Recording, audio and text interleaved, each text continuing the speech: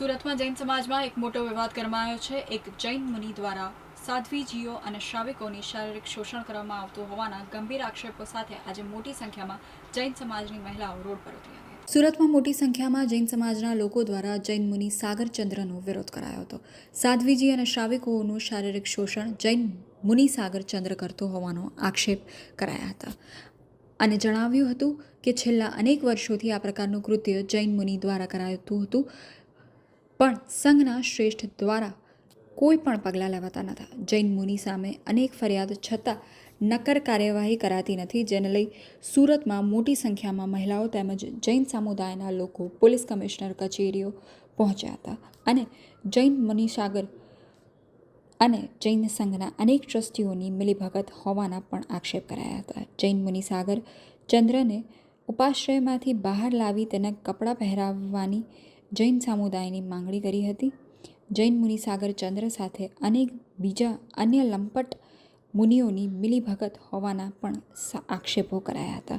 જૈન મુનિ સાગર ચંદ્ર સાથે રાજતિલક, કલ્યાણ સાગર, હાર્દિક રત્ન, ધર્મકીર્તિ સહિતના અનેક પાંખડી જોડાયેલા હોવાના પણ આક્ષેપો કરાયા હતા।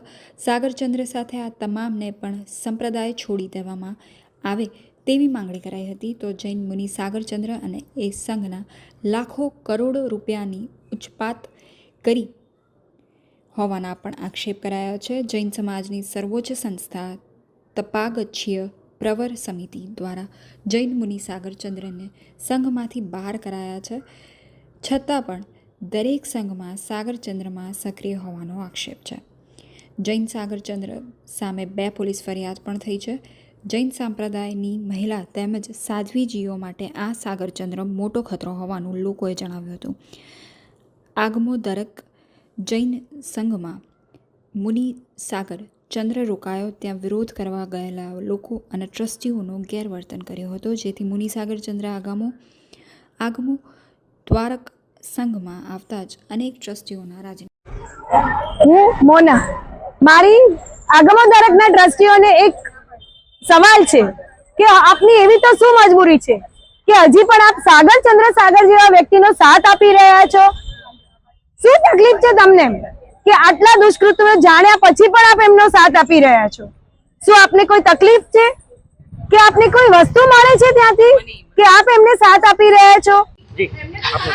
અમે એટલે પ્રોટેસ્ટ કરવા આવ્યા છે કારણ કે જ્યાં સાગર મારા સાહેબે આ બધા દુષ્કાર્ય કર્યા છે એ માન્ય જ નથી। ફર્સ્ટ ઓફ ઓલ એક્સેપ્ટેબલ જ નથી। આજનું જનરેશન, આજની બધી મહિલાઓ, અમે જે બધી યુનિટી કરીને હમણાં આવી છે પ્રોટેસ્ટ કરવા માટે, એ એટલે જ પ્રોટેસ્ટ કરવા માંગે છે કે અમારી ખૂબ માંગણી છે સરકાર પાસેથી કે આ મારા સાહેબનું જે બી થાય ઇન્વેસ્ટિગેશન કરો, કંઈ બી કરો, એ તમે કરો, સ્ટ્રિક્ટ એક્શન લો કે કાલે સવારના ઉઠીને અમારું જે જૈન છે આખું એ વગોવાય નહીં। બીજી વસ્તુ એ કે કાલે જે જનરેશન અમારું જે હવેનું ન્યૂ જનરેશન છે એ કાલે સવારના ઉઠીને જૈન શાસનના ઓપોઝિશનમાં ના હોય કે એના મતલબ એક્સેપ્ટ ના કરે કે એવું ના કરે, તો અમને આ માંગણી છે કે કેમ બી કરીને આનો નિર્ણય લાવો।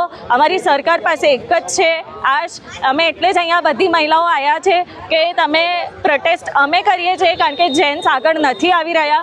અમે એટલે જ આ હાથમાં લીધું છે કે કેમ બી કરીને આનો અમને નિર્ણય મળે જ। એટલે સરકાર દ્વારા આ જ અમારી માંગણી છે કે કાલે સવારના ઉઠીને અમારું જે આગળનું જનરેશન છે એને જૈન શાસન પ્રત્યે વિરોધ ના કરે, એને જે ટ્રસ્ટ છે એ તૂટે નહીં, એટલે અમે અહીંયા આવ્યા છે કે કાલે સવારના ઉઠીને બીજી બધી છોકરીઓ સાથે આ વસ્તુ ના થાય, એટલે અમે અહીંયા આવ્યા છે કે અમારી સેફટી શું। અને આજે જૈન શાસન જે અમારા સાધુ ભગવંતોએ દીક્ષા લીધી છે 5 મહાવ્રત ધારીને, અને એનું આ પાલન નથી કરી રહ્યા, એટલે અમારી માંગણી એ જ છે કે તમે ઇન્વેસ્ટિગેશન કરો।